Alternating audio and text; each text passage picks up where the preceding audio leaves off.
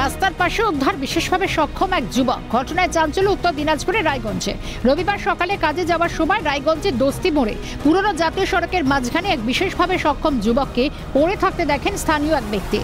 তারপর তাকে উদ্ধার করা হয়। অজ্ঞাত পরিচয় যুবকের হাতে স্যালাইনের চারল করা, কপালে মুখে ঝরছে রক্ত। স্থানীয় সূত্রে খবর, যুবক ইশারায় জানিয়েছে যে হাসপাতাল থেকে সে পালিয়েছে। তাই অনুমান বিশেষভাবে সক্ষম ওই যুবক কোনোভাবে হাসপাতাল থেকেই পালিয়ে এসেছে। তড়িঘড়ি তাকে উদ্ধার করে হাসপাতালে পাঠানো হয়। আমি ডিউটিতে যাচ্ছিলাম, হঠাৎই আমার চোখে পড়ে যে ন্যাশনালের মাঝখানে এক ব্যক্তি পড়ে থাকতে আমি দেখি।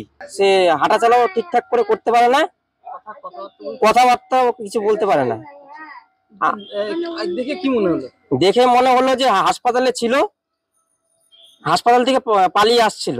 এত সিকিউরিটি হাসপাতালে, কিন্তু কি করে এই রুগী পালিয়ে আসলো এটাই আমার প্রশ্ন। বাড়ি কোথায়? বাড়ি কোন দিকে? বাড়ি কোন দিকে? কোথায় ছিলে তুমি? কোথায় ছিলে? কোথায় ছিলে তুমি?